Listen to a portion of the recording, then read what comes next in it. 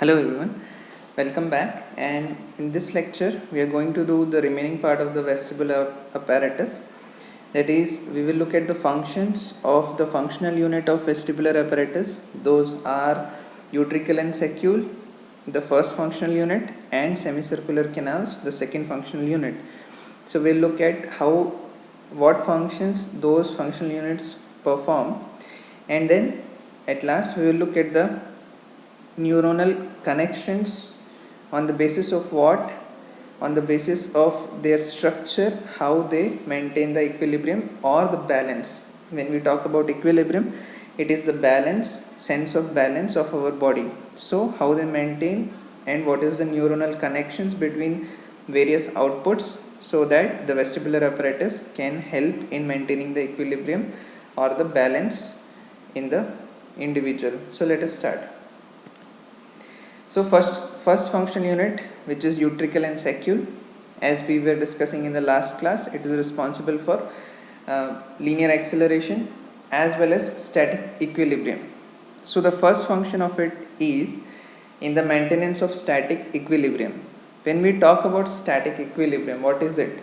Static equilibrium, or we will replace the term equilibrium by balance. Okay, the sense of balance. What does that means is, when a person is standing erect, his sense that his weight is balanced is the static equilibrium.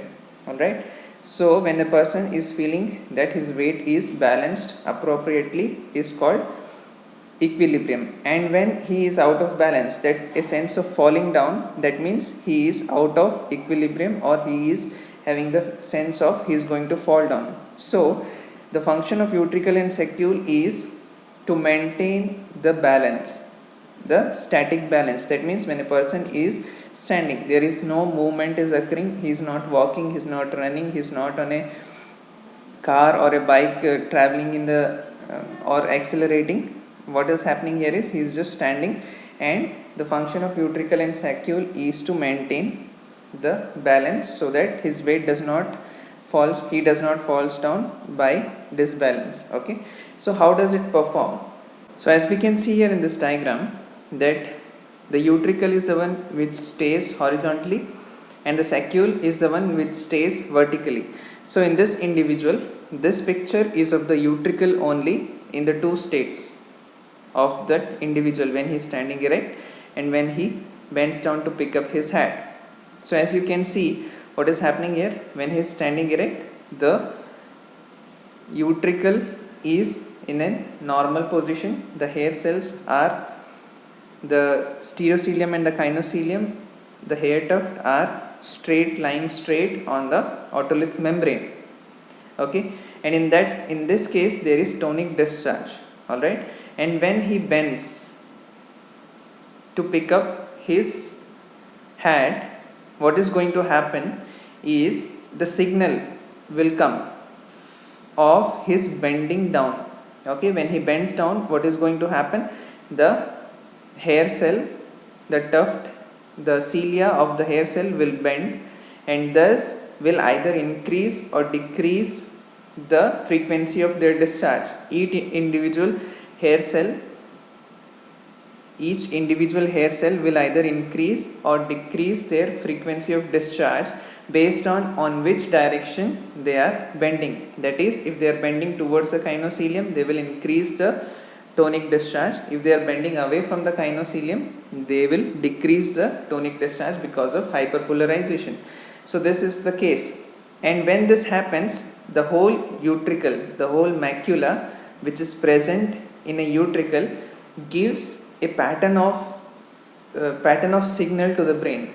This whole macula will give a pattern of signal to the brain, which will tell to the brain which type of disturbance or which type of movement has occurred, and thus on the basis of this pattern of movement, it will elicit a reflex response that will make the appropriate motor changes, the appropriate postural changes, which will help the individual to maintain his balance, or to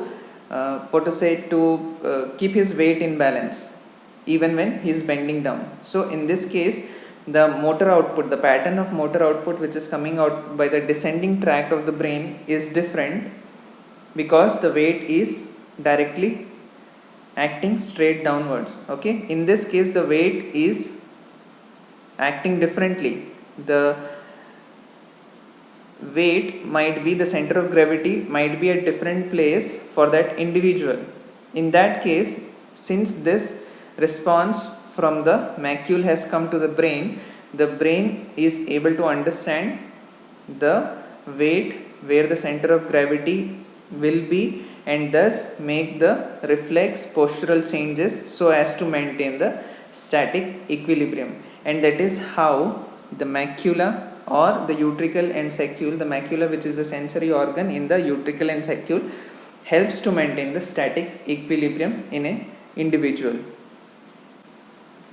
Now coming to the second aspect is the detection of linear acceleration. That means when you are standing still and then start to run, or when you are sitting in a car and the car suddenly starts to go forward, or when you are moving forward and the car suddenly applies the brake and there is a feeling of you moving forward. Okay, so the linear acceleration, that means from the rest to the movement. So detection of this linear acceleration is also done by utricles and saccule. How does it perform that? With the help of again the otolith organ, otolith membrane. The otoliths which are present here have the higher specific gravity, and when the person starts moving forward, these otoliths tend to fall backward because of their inertia, and that backward movement of otolith will cause the otolith membrane to sag backwards, thus turning the hair cell, the tuft of the hair cell, that is the cilia, towards the kinocilium or away from the kinocilium, and thus changing the pattern of discharge. Thus what will happen? The signal, the pattern of discharge from the whole macula will change, and at that time it will be sent through the vestibular nerve to the brain, and thus assessing the pattern of discharge, the brain will understand what type of disturbance in movement has occurred, from the rest to forward movement or from the rest to the backward movement, or that pattern is analyzed by the brain, and then the appropriate changes to balance the posture will be made so that the person does not falls down. You would have experienced that when the brake is suddenly applied, you bend forward, or when the car suddenly move front, you bend backward and then you try to lean forward, so that is the imbalance is balanced by your postural changes. So that is what is the function of utricle and saccule when the linear acceleration starts or stops. In that case, the macula sends the change what is happening, and then the body reflexly performs some motor function by the descending tract and makes the postural changes to counterbalance and to avoid any imbalance in equilibrium, so that you do not fall down. Okay, so that is how the utricle and saccule works. One more thing is, there is a different orientation of hair cell in utricle and saccule. This part is showing the utricle macula and this part is showing the saccular macula. As you can see, they are in the 90 degrees, that is, this is in the horizontal and this is in the vertical plane, and this arrow is showing that if the hair cell is present here and if it is bent towards this side, then it will cause depolarization, increase in the tonic discharge. And in the same macula of the utricle, this part of the hair cells are oriented in a different alignment. That means this part of the hair cell, if they are displaced to that side, then the depolarization will take place and increase in the frequency of discharge of those hair cells. So inside a macula itself, there are different orientation of hair cells and they can be activated differently, and the combined pattern of their discharge gives the information to the brain about the pattern of the imbalance what is occurring, and thus it is giving the information and then initiating the reflex response to correct the imbalance, so to avoid the fall. Okay, so in that same case in the saccule also, as you can see the macula of the saccule, the hair cells are oriented differently. How? If the hair cell bends towards that side, it will get depolarized and this hair cell will then increase its frequency of discharge, and in this direction the other hair cell, if it is bent this direction, then it will increase the frequency of discharge. And as you can see, they are in the various directions. In case of both the utricle and saccule, they are in the various directions. So the orientation of the hair cell in utricle and saccule are in various directions, so as to analyze, so as to sense the acceleration in various directions. Okay, so this is how utricle and saccule, which has various orientation of hair cells, give rise to various patterns of discharge when any acceleration is happening in any direction, and thus gives the full sensory pattern to the brain to analyze the movement and to reflexly balance the body posture, so to avoid the fall. So this is the function of utricle and saccule. Now coming to the second functional unit, that is the semicircular duct. So what is the function? If utricle and saccule are responsible for static equilibrium and linear acceleration, is the semicircular canal working for maintenance of static equilibrium? It helps the utricle and saccule, but as such it is not helping in static equilibrium. Then what is the use of semicircular canals? Detection of head rotation, and why this is helping, why the head rotation is helping the maintenance of equilibrium will be understood in the next slide. But the first slide you understand that the basic function of semicircular canal or the semicircular duct is to detection of the head rotation. So as you can see in this example, what is happening is, when the, look at this graph first, when the person starts to rotate, in this graph this is the time and this is the impulse from the hair cell. Okay, so if the person start to, in the beginning of the time, there is, the person is standing erect, there is no rotation, and what is happening at that level also, there is a tonic discharge, what we have discussed before, tonic discharge of utricle, tonic discharge of saccule, tonic discharge of semicircular canals.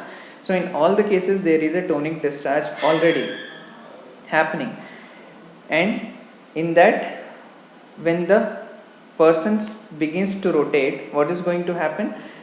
When the person begins to rotate, the membranous labyrinth or the bony labyrinth start to rotate, but because of the inertia of the endolymph, it rotates on the opposite side, on the backward direction, and that backward direction will then cause the depolarization and the frequency of discharge will increase. And once the person is continuously rotating, as you can see the rotation is continuous in this period of time, once the person is continuously rotating, the endolymph starts rotating in the rotation of the, in the direction of rotation of head only, not in the opposite direction what we have seen during initiation of the movement. But if the rotation is continuous, the endolymph starts moving in the direction of rotation, and thus the cupula comes back with the help of its elastic recoil, it comes back to the tonic discharge, back to the tonic discharge. But when the rotation stops suddenly, what is going to happen? The endolymph is still in the movement. The endolymph, because of its inertia, will be still in the movement, but the bony labyrinth or the membranous labyrinth will stop rotating. So the cupula will be displaced on the opposite side. As you can see, it will be displaced on this side, opposite side, and it will cause the polarity of the decrease in the frequency, or the polarity of the discharge will be decrease in the frequency, because at the beginning of rotation it increased the frequency because hair cell deviated towards the stereocilium, deviated toward the kinocilium. When it stops the movement, the stereocilium will be deviated, like the kinocilium, the stereocilium will be deviated away from the kinocilium, and thus causing hyperpolarization and decreasing the frequency of discharge in case of stopping of rotation. And then it will come back to normal when the endolem stops moving and because of the recoil of the cupula. So this is the method how semicircular ducts detects the head rotation, especially the initiation and the stopping of head rotation. So what is the function? As we were talking about that the semicircular canals are not helpful in maintaining the static equilibrium or in the linear acceleration also. This is responsible for the angular acceleration. And what is the function of this semicircular canal then? In maintenance of the equilibrium. So first point here, as you can see, is it do not detect that the body is off balance, which is done by the utricle and saccule. The semicircular canals does not detect whether the body is out of balance. That is because it does not have static equilibrium sensation, which is the function of utricle and saccule. But how does it helps is it has a predictive function. That means if a person is going in a straight, he is running fast in the straight direction, and then when he starts to turn suddenly, the sensation of angular rotation will come. That will cause anticipatory correction in the posture so that he does not falls down when turning his body, when turning his angle of the run. How it is possible? How it is possible is when the person is rotating, and if there is no semicircular canals, let us remove the semicircular canals, and if there is no semicircular canal, the person is running straight and suddenly he turns. What will happen? The sensation of the turn will not be there because semicircular canal is not there, and until and unless the body falls out of the balance, the utricle and saccule will not be able to sense the imbalance or disbalance. So only if when he falls down, then the utricle and saccule will be able to sense that the body is out of balance. But because of the presence of semicircular canals, what happens? When he starts to turn, at that moment the angular displacement or the angular movement occurs, and that initiates the anticipatory correction so that he does not falls down, and thus preventing the fall of the individual. So the predictive function of semicircular canal is there, or which causes the anticipatory changes to be done before the person falls down when the angular movement is taking place. Okay, so this is the function of semicircular canal for maintenance of equilibrium. There are some other interesting function also, that is, first is vestibular mechanism for stabilizing the eye. That means if the head is rotated and the eye gaze is fixed, when you are looking at a certain object and suddenly the head is rotated, your gaze will be fixed because equal and opposite movement in the eye with the help of oculomotor nerve stimulation will happen, so that the gaze is still fixed. Even though the head is rotated, the gaze is still fixed at the particular screen. Let us say if you are watching this video in the mobile screen, what will happen if you want to keep watching the screen and if you turn the head around left or the right, what will happen is your eye is still fixed at the mobile screen. Why it is possible, or how it is possible? It is because when you are turning, when you want to fix your gaze at the mobile screen only and still you want to turn, the turn will be sensed by the semicircular canal. It will send its sensation to the vestibular nuclei through the vestibular nerve. This we will be discussing in the next slide. And then after that, what will happen? Equal and opposite movement in the eye will happen, so that the gaze is fixed at the mobile screen even though the head is rotated. So that is how the vestibular mechanism is there for stabilizing the eye. Apart from this vestibular apparatus, there are certain other factors which help in maintaining the body balance, equilibrium in the body or body sense of balance. The first of them is neck proprioceptors. What happens in the neck proprioceptors? These are the proprioceptors present in the neck muscle, and thus what do? They send the accessory additional impulses to the brain so as to tell the relation of head to the body. because the vestibular apparatus only senses the equilibrium, the status of equilibrium of the head. It is necessary to sense the position of head with respect to body also, which is done by the help of neck proprioceptors, that is the proprioceptors which are present in the neck muscles and the joints.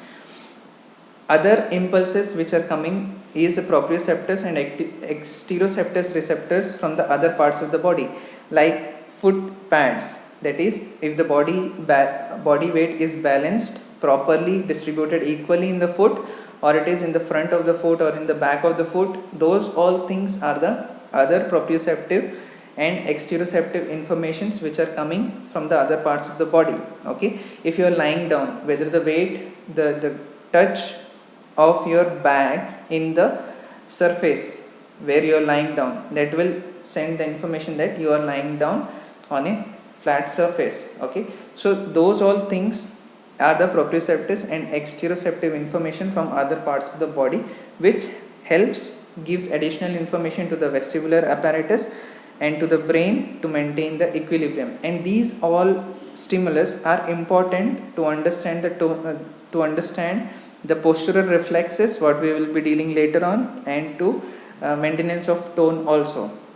Okay, and there is a third important aspect, that is the importance of visual information. Apart from the vestibular apparatus, the neck proprioceptors, the exteroceptors, visual information also is very important. If all of these are removed from the body, still a person can maintain the equilibrium with the help of visual information. That means if he is opening his eyes, in the absence of all these sensation, if the person is able to see, if he is opening the eyes, any disturbance in his equilibrium will cause a disturbance in the image in retina and thus initiate the reflex response to maintain the posture. So visual information is another important aspect, and this is the basis of a sign called Romberg sign. This is a work for you, that go back and search what is Romberg sign. Okay, in that case what happens is, when the visual information in any of this deficit, when there is disorder of any of these sensation, the visual information still maintains the posture, and when the person closes his eye, his equilibrium is lost, his balance is lost, and that is called the Romberg sign. And this is how important the visual information is, because it helps in maintenance of equilibrium even in the absence of these to certain extent. Okay, so that is how the maintenance of equilibrium is. Now coming to the last aspect of it is the nerve supply of the vestibular apparatus. So as we saw that each part, each sensory organs, that is the sensory organ, that is macula, which is present in utricle and saccule, the crista ampullaris, which is present in all three semicircular canals, that is anterior, posterior and lateral semicircular canals, those all have the hair cells, and the hair cells give rise to the nerve. I mean the hair cells are supplied by the nerve. So those are the sensory endings of the nerve. Those nerves are coming to the brain in the form of vestibular nerve. So the nerve which is coming from the vestibular apparatus is the vestibular nerve, and this vestibular nerve has various synapses in the brain. So the first synapse, it is synapsing, as you can see here, it is synapsing to the vestibular nuclei. Okay, so majority of it is synapsing in the vestibular nuclei. Some of them, as you can see here, is going without synapsing here, it is going to the flocculonodular lobe. Okay, so directly from the vestibular nerve it is going to the flocculonodular lobe. In other case, directly from the vestibular nerve it is also going to the fastigious nuclei. Okay, so it is directly supplying to the cerebellum also. Okay, apart from this, its vestibular nerve supplying the vestibular nuclei, it is directly supplying the cerebellum also. Cerebellum is the important part of the brain for maintenance of equilibrium. Alright, so and there is indirect supply, as you can see here, the indirect supply also, that is the second order neuron is also arising and supplying to the same flocculonodular lobe, second order neuron arising from vestibular nuclei and supplying to the fastigious nucleus and supplying to the other part of the brain which indirectly supply the dentate nucleus. Don't worry about the cerebellum, this will be dealt in the separate class, but just understand how the vestibular nuclei supply is there to the, how the vestibular nerve supply is there to the vestibular nucleus and to the cerebellum. So it is directly and indirectly, it is first thing, it is directly supplying to the vestibular nucleus, then it is directly supplying to the cerebellum, and indirectly also it is supplying to the cerebellum. Apart from indirect supply to the cerebellum, it is indirectly supplying to the, as you can see here, this blue area is the reticular substance. So medullary and pontine reticular nuclei also is supplied by the vestibular nucleus, the fiber arising from the vestibular nucleus. These fibers are called as medial longitudinal fasciculus, and it is also supplying the red nucleus indirectly with the help of dentate nucleus. It is also supplying the red nucleus. Okay, as you can see the connection. So what is the importance of these connections? As we were discussing, for the maintenance of equilibrium, the sensation comes from the vestibular apparatus through the vestibular nerve and goes to these various centers, that is the vestibular nuclei, the reticular nuclei, the cerebellum and the red nucleus. All these nucleus forms the descending tracts which give rise to the neurons which supply the muscles. Okay, the red nucleus, the reticular nucleus, the vestibular nucleus forms the descending tract. This we have already dealt with in the descending tract. So these neurons which are giving these nucleuses which are giving rise to the descending tracts then initiate the reflex response in the medial group of muscle. As you can see in this diagram, that the reticulospinal tract, vestibulospinal tract. Okay, so these all are the tracts which supply to the neurons which are responsible for the final motor neuron, alpha motor neuron, which supplies the muscles of medial group of muscles, that is the muscles which are responsible for maintenance of posture, the axial muscles. And thus, because of this connection from the vestibular apparatus to the vestibular nuclei, to the reticular nuclei, to the red nucleus, to the cerebellum, and from those nucleus to the spinal cord, and from the spinal cord to the neurons arising from the spinal cord, which supplies to the axial muscles, the muscles which are present in the center of the body responsible for maintenance of posture. Those muscles are then supplied and thus initiates their contraction, so that the balance, so that the equilibrium is maintained reflexly on the basis of sensation from the vestibular apparatus. So that is the importance of this neuronal connections between the vestibular apparatus, various nuclei in the brainstem, cerebellum, to the spinal cord and to the muscles, so that they can reflexly perform the function and avoid the imbalance and maintain the equilibrium or maintain the posture, maintain the balance in the individual. So that is all about the vestibular apparatus. Hope it is little bit difficult to understand, but if you listen to it again and again, you might get it. And if there is any doubt, you can always ask us. And that's it about the vestibular apparatus. I hope this will be helpful for you. Thank you.